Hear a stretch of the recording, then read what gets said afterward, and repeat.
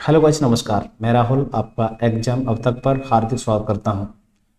चलिए आज हम किरण के टाइम स्पीड डिस्टेंस के टॉपिक से टाइप सेकंड को शुरू करते हैं। अब तक हम आपको टाइप वन को कंप्लीट करा चुके हैं। टाइप सेकंड में आप जो ज़्यादातर क्वेश्चन देखेंगे वो ट्रेन से रिलेटेड देखेंगे। तो सबसे पहले हम ट्रेन के बेसिक से क्या कॉन्सेप्ट हो सकते हैं उनको जानते हैं, जब जाकर इन क्वेश्चनों को अच्छे तरीके से समझ पाएंगे। तो ट्रेन का पहला केस है। सबसे पहला पॉइंट तो आपको यही दिमाग में रखना होगा कि ट्रेन किसी भी चीज़ को पार करे, ट्रेन अपने आप को पार करती है। किसी भी चीज़ को पार करे, डजेंट मैटर, चाहे किसी व्यक्ति को पार कर रही तो ट्रेन अपने आप को पार कर रही है, किसी प्लेटफॉर्म को पार कर रही तो ट्रेन अपने आप को पार कर रही है, किसी दूसरी ट्रेन को पार कर रही है तो ट्रेन अपने आप को पार कर रही है, किसी खंभे को पार कर रही तो ट्रेन अपने आप को पार कर रही है। इस सभी केसों को मैं आपको बताता हूं। एक ट्रेन है, किसी व्यक्ति को पार कर रही है, यहाँ पर किसी व्यक्ति को पार कर रही है, तो ट्रेन किसी व्यक्ति को पार कर रही है। रियलिटी में बोला गया ठीक है, लेकिन ट्रेन ने एक्चुअल में अपने आप को पार किया है। ट्रेन का जो हेड था अब अपने आप की पूरी लेंथ क्रॉस करके उसका टेल आ चुका, पिछले वाला हिस्सा आ चुका, तो ट्रेन ने एक्चुअल में अपने आप को पार किया है। हमारे पास बेसिक से स्पीड, डिस्टेंस, टाइम, ये तीन टर्म होते हैं और यहाँ पर व्यक्ति को पार करना कहा गया है, लेकिन डिस्टेंस क्या क्रॉस की है, रियलिटी में अपनी लेंथ क्रॉस की है। तो यहां पर डिस्टेंस क्या होगी, लेंथ ऑफ ट्रेन होगी। What that. अच्छा, सेकंड केस है कि ट्रेन ने किसी प्लेटफॉर्म को पार किया। ठीक है, प्लेटफॉर्म को पार किया है, लेकिन में एक्चुअल में ट्रेन ने प्लेटफॉर्म को तो पार किया है, साथ में अपने आप को भी पार किया है। तो यहाँ पे ट्रेन की लेंथ में मान लेता हूं L और प्लेटफॉर्म की मैं मान लेता हूं P। तो यहाँ पर जो डिस्टेंस होगी वो ट्रेन और प्लेटफॉर्म दोनों की होगी। हमारे पास S=D/T फॉर्मूला होता है और यहाँ पर जो लेंथ होगी, डिस्टेंस होगी, वो प्लेटफॉर्म की भी लेंथ होगी और ट्रेन की भी लेंथ होगी। यहाँ पर दोनों की हम जोड़ देंगे। थर्ड केस है कि ट्रेन ने यदि किसी दूसरी ट्रेन को पार किया है, समान दिशा में चलती हुई दूसरी ट्रेन को पार किया है, तो इस केस में आपको रिलेटिव का भी कॉन्सेप्ट आना चाहिए, सापेक्ष गति का भी कॉन्सेप्ट आना चाहिए। आपको पता होना चाहिए कि समान दिशा में चाल घट जाती है, विपरीत दिशा में चालें जुड़ जाती हैं। तो आपको यहाँ पे दोनों कॉन्सेप्ट लगाने होंगे, ट्रेन का भी कॉन्सेप्ट लगाना होगा और रिलेटिव स्पीड का भी कॉन्सेप्ट लगाना होगा। लेट में इस ट्रेन की लेंथ में मान लेता हूँ L1 और इसकी मैं मान लेता हूँ L2। इस ट्रेन की मैं चाल मान लेता हूँ S1 और इस ट्रेन की चाल में मान लेता हूँ S2। तो समान दिशा में चाल घट जाती है, तो आप तेज वाली में से धीमी वाली चाल की जो गाड़ी है उसको घटा देंगे, जो ट्रेन उसको घटा देंगे। डिस्टेंस, यहाँ पर डिस्टेंस क्या होगी, L1 और L2 दोनों ट्रेनों की लेंथ होगी अपॉन टाइम। एक तो केस इसमें ये बनता है कि समान दिशा वाला, एक बनता है विपरीत दिशा वाला, तो वहां पर चालें जुड़ जाएंगी। तो आप इसको ऐसे भी लिख सकते हैं, जब ट्रेन ऐसे करके ट्रेवल कर रही है, ऐसे करके। ठीक है, तो आपको उस केस को भी दिमाग में रखना होगा। उसका मैं डायग्राम ही बना देता हूँ। ये विपरीत दिशा में ट्रेनें चल रही हैं, इसकी हम मान लेते हैं L1 और इसकी में हम मान लेते हैं L2। इसकी चाल मान लेते हैं S2 और इसकी चाल मान लेते हैं हम S1। तो यहाँ पर आपको ये केस भी पता होना चाहिए कि डिस्टेंस यहाँ पर दोनों ट्रेनों की क्या होगी, लेंथ जुड़ेंगी अपॉन टाइम।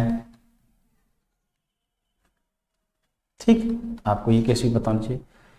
एक और केस होता है फर्दर, इसको आप अच्छी तरीके से समझ लेना। जब तक ज़्यादातर जो बच्चा परेशान होता है वो इसी केस में परेशान होता है कि ट्रेन किसी दूसरे ट्रेन में बैठे व्यक्ति को पार करती है। ट्रेन किसी दूसरे ट्रेन में बैठे व्यक्ति को पार करती है, तो व्यक्ति की बोल दिया है, तो उस समय पर जिस ट्रेन में व्यक्ति बैठा है उस ट्रेन की बेशक लेंथ दे रखी है, लेकिन कभी उसको हम इंक्लूड नहीं करेंगे, उसे कभी हम शामिल नहीं करेंगे डिस्टेंस में। जैसे कि मैं आपको एग्जाम्पल के तौर पे बताऊं कि ये ट्रेन है, इस ट्रेन में बैठा है व्यक्ति और इस ट्रेन की लेंथ दे रखी है L2 और इस ट्रेन की लेंथ दे रखी है L1, इस ट्रेन की चाल दे रखी है S1 और इस ट्रेन की चाल दे रखी है S2। तो ये वाली ट्रेन है, इस ट्रेन में बैठे व्यक्ति को पार कर रही है, तो बैठे व्यक्ति को पार कर रही है, तो उस समय पर हम रिलेटिव स्पीड तो दोनों की ले लेंगे। व्यक्ति की चाल क्या होगी, जो ट्रेन की चाल है, जिस ट्रेन में व्यक्ति बैठा है, और इस ट्रेन की चाल कितनी S1 है, तो समान दिशा में चाल घट जाती हैं। लेकिन यहाँ पर व्यक्ति की बात कर दिया तो उस ट्रेन की लेंथ हम बिल्कुल नहीं लेंगे, चाहे बेशक दे रखी है, कोई मतलब नहीं उससे। हम केवल उस ट्रेन की लेंथ लेंगे जो ट्रेन क्रॉस कर रही है, जिस ट्रेन में व्यक्ति बैठा नहीं है। तो यहाँ पर आप क्या रखेंगे, L1 अपॉन टाइम। और एक इसका भी सेकंड केस क्या बनेगा, विपरीत दिशा में जब ट्रेनें चल रही उसमें व्यक्ति बैठा हो, तो वहाँ पर चालें आप जोड़ देंगे और वहाँ पर भी हम डिस्टेंस में केवल उस ट्रेन की लेंथ लेंगे जिस ट्रेन में व्यक्ति बैठा नहीं। ठीक है, अपॉन टाइम। इस अगर डायग्राम बनाए इस चीज़ का हम, तो डायग्राम ऐसे बना सकते हैं कि मान लो इस ट्रेन में व्यक्ति बैठा है। इस ट्रेन की लेंथ में मान लेता हूँ L1, इसकी मैं मान लेता हूँ L2 और इसकी स्पीड में मान लेता हूँ S1, इसकी स्पीड में मान लेता हूँ S2। ये आपको चौथा केस समझ में आया होगा। चौथे केस के दोनों केसेस समझ में आएंगे, तीसरे केस के दोनों केस समझ में आएंगे। एक केस और है, उस केस को हम बताते हैं यहाँ पर, फिफ्थ केस, चाहे अगली स्लाइड पर बताते हैं। फिफ्थ केस इस तरीके से है, एक ट्रेन है, उसी दिशा में एक व्यक्ति चल रहा है, जिस दिशा में ट्रेन चल रही है। एक ट्रेन चलती हुई किसी चलते हुए व्यक्ति को पार करती, तो यहां पर भी आपको रिलेटिव स्पीड कॉन्सेप्ट देखने को मिलेगा। स्पीड इक्वल टू क्या कहेंगे, दोनों की जो स्पीड है उसमें हम रिलेटिव स्पीड लागू करेंगे। तो यहाँ पर इस ट्रेन की चाल में मान लेता हूँ S1, इसकी मान लेता हूँ S2। ट्रेन क्रॉस कर रही तो ट्रेन की चाल ज़्यादा होगी, तो S1 माइनस S2। और यहाँ पर भी जो डिस्टेंस लेंगे वो केवल लेंथ ऑफ ट्रेन लेंगे अपॉन टाइम। और सेकंड केस क्या होगा इसका भी, कि विपरीत दिशा में, सॉरी, जब विपरीत दिशा से व्यक्ति चल रहा हो, सामने से आ रहा हो, तो वहाँ पर भी हम क्या करेंगे, चालें जोड़ देंगे और डिस्टेंस किसकी लेंगे, केवल ट्रेन की लेंगे। लेंथ किसकी लेंगे, केवल ट्रेन की लेंगे। तो S1 प्लस के S2 is equal to distance L1 upon T। तो आशा करता हूँ कि आपको ये पांचों केस अच्छी तरीके से समझ आए होंगे। और इस थर्ड के और फोर्थ के, इन लास्ट वाले जितने भी केस बताए उनके सेकंड जितने भी केसेस थे वो भी समझ आए होंगे। अगर आपको ये अच्छी तरीके से आते हैं तो आपको ट्रेन में कतई कोई परेशानी नहीं होगी। चलिए आइए स्टेप सेकंड के हम फर्स्ट क्वेश्चन को करते हैं। अच्छी तरीके से अपने किसी फेयर कॉपी पर इसे राइट डाउन कर लेना और इसे रिवाइज करते रहना, तब जाके ये आपको अच्छी तरीके से अंडरस्टैंड होंगे। करते हैं पहले क्वेश्चन को।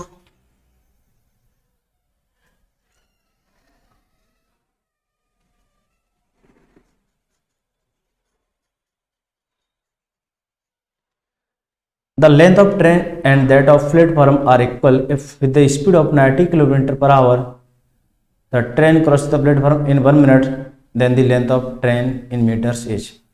एक रेलगाड़ी है और एक प्लेटफॉर्म है, दोनों की जो लंबाइयां हैं वो बराबर है। तो मैं रेलगाड़ी भी बनाता हूँ, मैं प्लेटफॉर्म भी बनाता हूँ। ठीक है, समझते हैं डायग्राम के माध्यम से।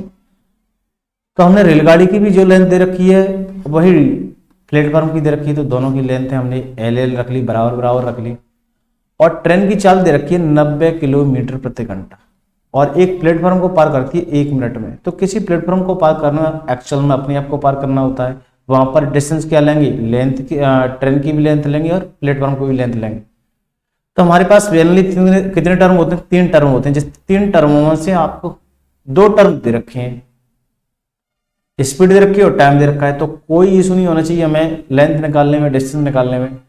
तो मैं यहाँ पर दोनों ट्रेनों की लेंथ लिखता हूँ, यही डिस्टेंस है।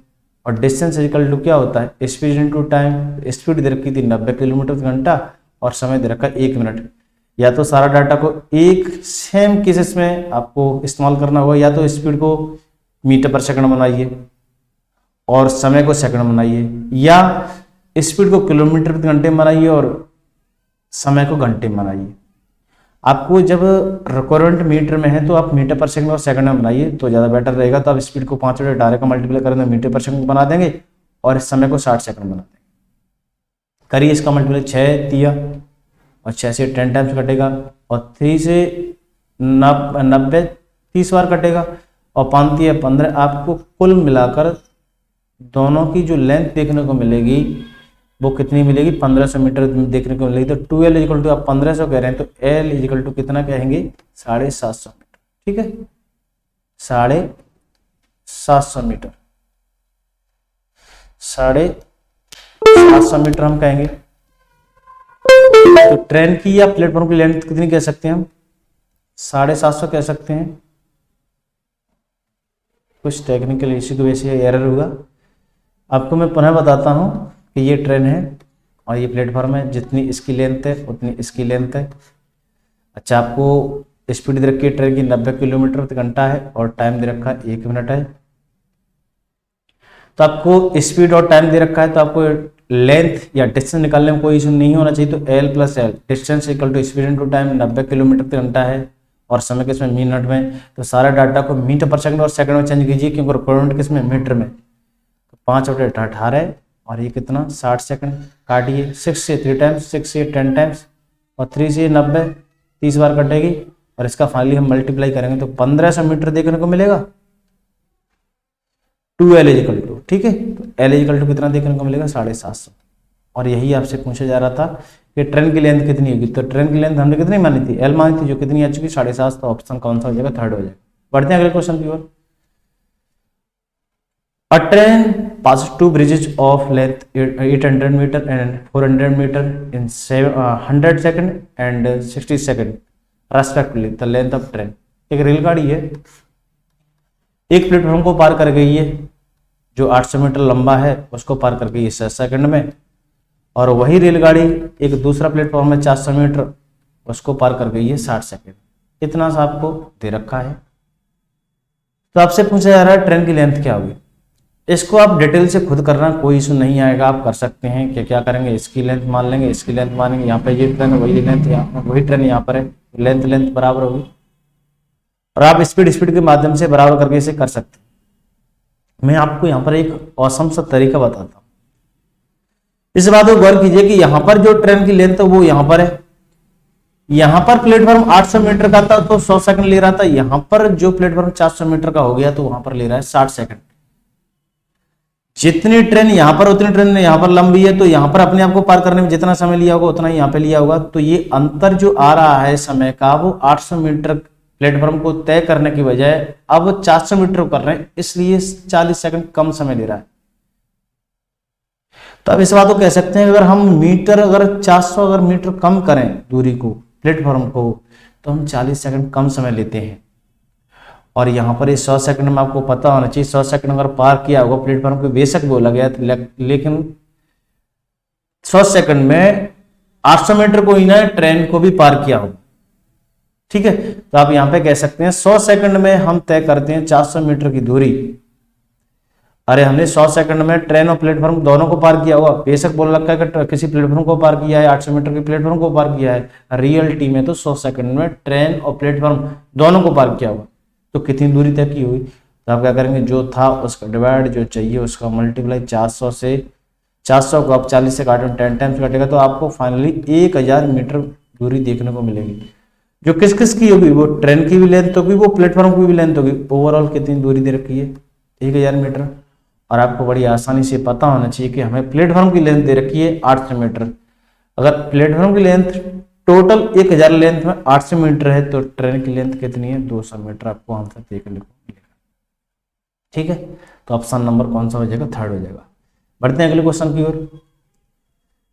एक 300 मीटर लंबी रेलगाड़ी है और 25 मीटर पर सेकंड से चल रही है, तो 200 मीटर लंबे प्लेटफॉर्म को तय करने में कुल कितना समय लगेगा। तो एक रेलगाड़ी है जो 200 मीटर लंबे प्लेटफॉर्म को तय कर रही है और किस चाल से चल रही है। आपको स्पीड दे रखी है 25 मीटर पर सेकंड और आपको टाइम दे रखा है, टाइम नहीं दे रखा है, आपको ट्रेन की भी लेंथ दे रखी है। टाइम आपसे पूछा जा रहा है कि कितने समय में पार कर जाए। तो आपको मेनली आपके पास 3 टर्म होते हैं, 3 टर्मों में से आपके पास 2 टर्म है, तो तीसरे टर्म को निकालने में कोई इशू नहीं आना चाहिए। हमें पता है कि स्पीड दे रखी है 25 मीटर पर सेकंड, दूरी दे रखी है 300 और 200 को, दोनों को जोड़ देंगे। प्लेटफॉर्म को पार किया है, एक्चुअल में साथ में अपने आप को भी पार किया है, तो 300 और 200 दोनों को जोड़ देंगे, यही डिस्टेंस होगी। टाइम है पूछ रहा है, तो टी इक्वल टू कितना हो जाएगा, 500 अपन 25। 500 अगर 25 से काटेंगे तो कितने टाइम कटेगा, 20 बार कटेगा। तो आपको यही आंसर देखने को मिलेगा, 20 सेकंड आपका थर्ड ऑप्शन होगा। कोई इशू। बढ़ते हैं अगले क्वेश्चन की। Question number 4। एक रेलगाड़ी है 78 किलोमीटर 78 किलोमीटर की घंटे चाल से चल रही है और एक टनल को 1 मिनट में तय कर जाती है, तो टनल की लंबाई क्या। एक रेलगाड़ी है जिसकी लंबाई दे रखी है 800 मीटर और किसी सुरंग को पार करती है, किसी सुरंग को पार करती है, इस सुरंग को पार करती है।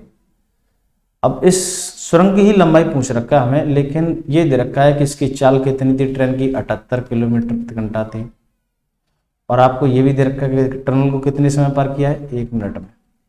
अरे रियलिटी में टनल को बेशक भूल गया, सुरंग को बेशक भूल गया, रियलिटी में ट्रेन ने सुरंग को पार तो किया ही किया है, साथ में अपने आप को भी पार किया है।